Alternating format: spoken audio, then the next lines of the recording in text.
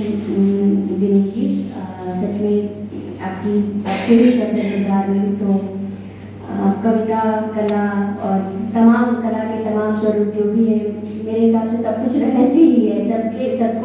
सबका अपना इंटरप्रिटेशन है, सबके पास देखने की अपनी क्षमता है, अपना स्किल है।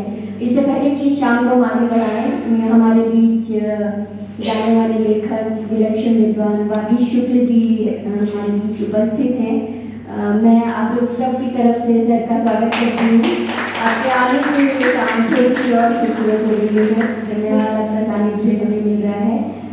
इसके साथ हम इस कार्यक्रम के अगले सत्र की ओर बढ़ेंगे, जिसमें हमारे साथ 3 कवि हैं, जिनका परिचय मैं और पहले से आप लोगों को दे चुकी हूँ।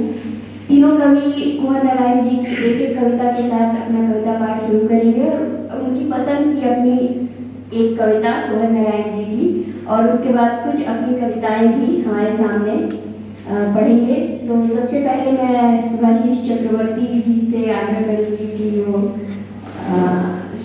अपनी कविता, पहले कुंवर नारायण जी की अपनी पसंद की कोई कविता हमें सुनाएं और उसके बाद फिर हम उनकी कविता सुनाएंगे। सुभाषीष ये पहला और आखिरी जो शब्द है ना, मन को करता है सिर्फ कुंवर जी की ही कविताएं पढ़ी जाए। बहुत दिनों बाद फिर से अपने दोस्तों से मिलना हो रहा है, ये मेरे लिए एक तरह से घर वापसी जैसा है। और ऐसे जगह कुछ पढ़ पाना, और मेरे अब पहली कविता पाठ में करने जा रहा हूँ, पहली बार कविताओं को पढ़ रहा हूँ, और ऐसे माहौल में जहाँ पे कविताएं हैं, रंग से भरी हुई जगह है, और कहीं ना कहीं शांति की बहुत अनुभूति होती है यहाँ पे। मन ये भी करता है कि आप खड़े होकर सिलसिलेवार तरीके से पढ़ते चले जाएं, जहाँ पे चारों तरफ कुंवर जी दिखाई दे रहे हैं। तो मैं उनकी एक कविता पढ़ना चाहता हूँ, जिसको जो लगता है मुझे कि बहुत प्रासंगिक है। और ये जो अक्सर आप देखते हैं, कुदरत इंसान को हैसियत दिखा देता है हमेशा। अब कल गुड़गांव में बारिश हुई तो पूरी दुनिया रुक गई। दुबई में कभी मतलब बारिश होती नहीं थी, तो अब दुबई में बाढ़ आ गई। तो ये सारी चीजें कुंवर जी ने कितने पहले उन्होंने जो इंगित किया था, वही एक कविता जो उसी तर्ज पे, ये कविता का शीर्षक है जरा देर से इस दुनिया में। मैं जरा देर से इस दुनिया में पहुंचा, तब तक पूरी दुनिया सब हो चुकी थी। सारे जंगल काटे जा चुके थे, जानवर मारे जा चुके थे, वर्षा थम चुकी थी, और तब रही थी पृथ्वी आग के गोले की तरह। चारों तरफ लोहे और कंक्रीट के बड़े बड़े घने जंगल उगाए थे, जिनमें दिखाई दे रहे थे आदमी का ही शिकार करते कुछ आदमी अत्यंत विकसित तरीकों से। मैं जरा देर से इस दुनिया में पहुंचा। एंड अपूर्वा, आपने बहुत अच्छे से इसको ट्रांसलेट किया।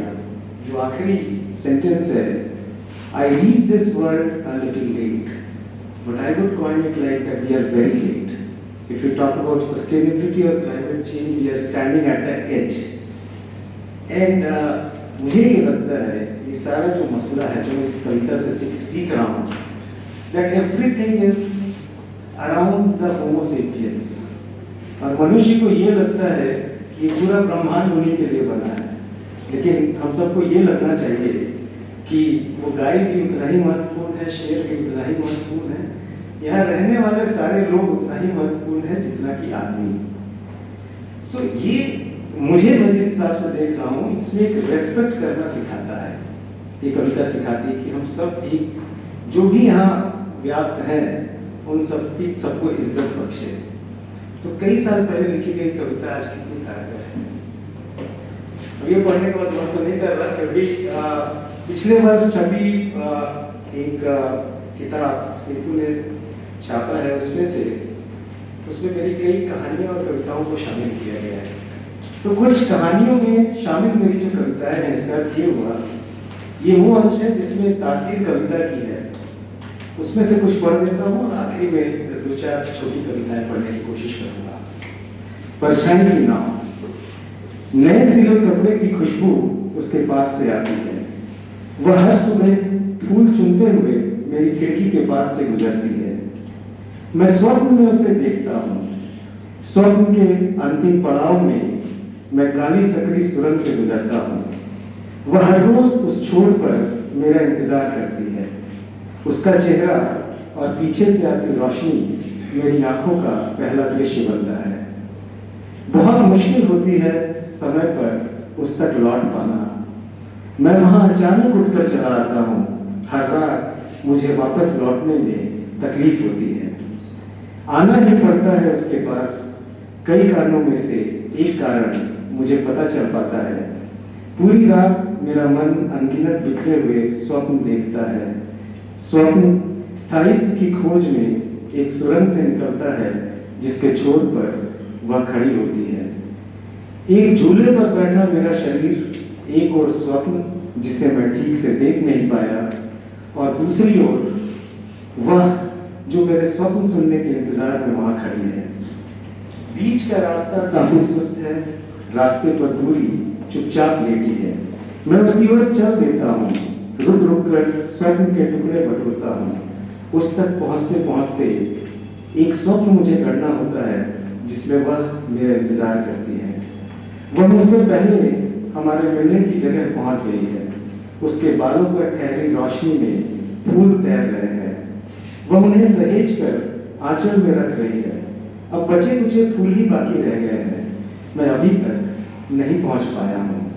वह यूं ही अपने बालों को छू रही है। वह रास्ते को दूर तक देख रही है। मैं आज नहीं लौट पा रहा हूँ।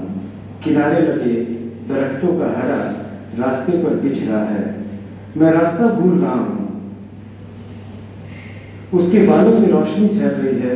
इंतजार का आंचल खुल रहा है। समय रास्ते में फैल रहा है। वह मुझे रास्ता बता रही है। मैं स्वप्न में उसके इशारे याद कर रहा हूँ। वह लौटने को मुड़ रही है। वह परछाई की नाव पर बैठ गई है। काले पेड़ की टपकती छाया से गुजर रही है। नदी नीली पड़ गई है। पतवार को पकड़े हाथ नीले हो गए हैं। पानी में बहता रेत का भूरा पहाड़ों में चिपक रहा है। पहाड़ धीरे धीरे नदी में बैठ रहा है। टीले का मंदिर पानी की सतह पर आ गया है। वह मंदिर पर पानी उड़ेल रही है। मंदिर धुल गया है। वह उसकी ओट पर खड़ी है। वह पत्थर की हो गई है। स्वप्न रुक गया है। कोई एक छोटी कविता है, जैसे यूट्यूब पर कई सारी कविताएं हैं, उन्हीं में से एक पढ़ लेता हूँ। शाम पर भय फैल रहा है। अकेले कमरे से मैं भाग रहा हूँ। सूर्य का प्रकाश उस छोर तक पहुंचकर लौट रहा है। संयम शरीर छोड़ रहा है। तुम फिर याद आ रही हो। कितनी सांसें, कितनी बातें, कौन रखता है ये हिसाब। मृत्यु यूं ही मुंह उठाए चली जाती है।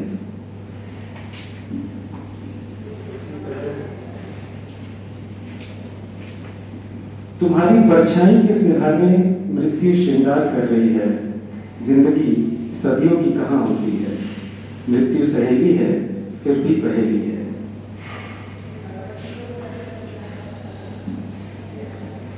तुम्हारी कई शामों की आरती का धुआं मृत्यु की आंखों में काजल सा फैला है। तुम्हारे नहीं होने का सोचकर मैं भी नहीं होने जैसा हो जाता हूँ। मृत्यु से आंख पिछौली खेलता हूँ।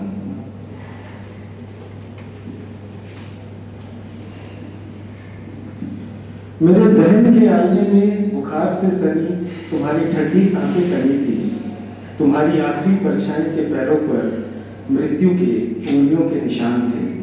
पलाश का मौसम था।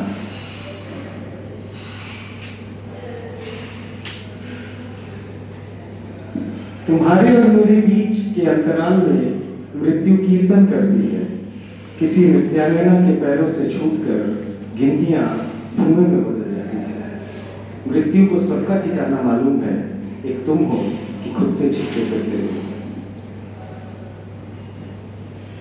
इसी तरह कुछ मुझसे इधर भी लिखा गया।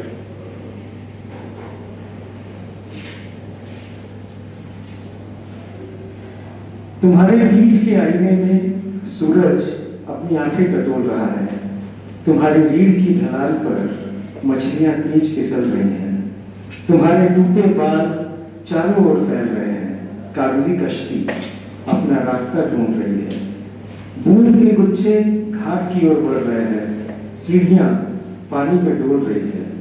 तुम सिमट कर ऊपर तो लुढ़क रही हो, शरीर से बहता पानी तारों के शक्ल में नीचे सरक रहा है। सूरज सरोवर की ओर बढ़ रहा है।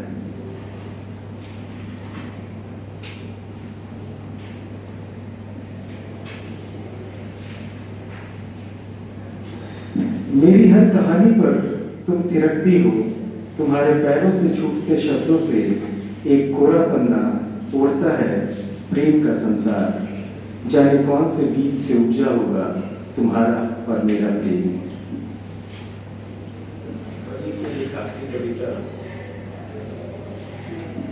ऐसे भी कोई जाता है क्या, चले गए लेकिन ठहरे हो हर जगह। तुम्हारी ठुड्डी से तय किए कपड़ों के बीच तुम्हारे स्पर्श का आकाश है। मेरी आंखों की दुनिया बस इतनी सी है। बहुत धन्यवाद।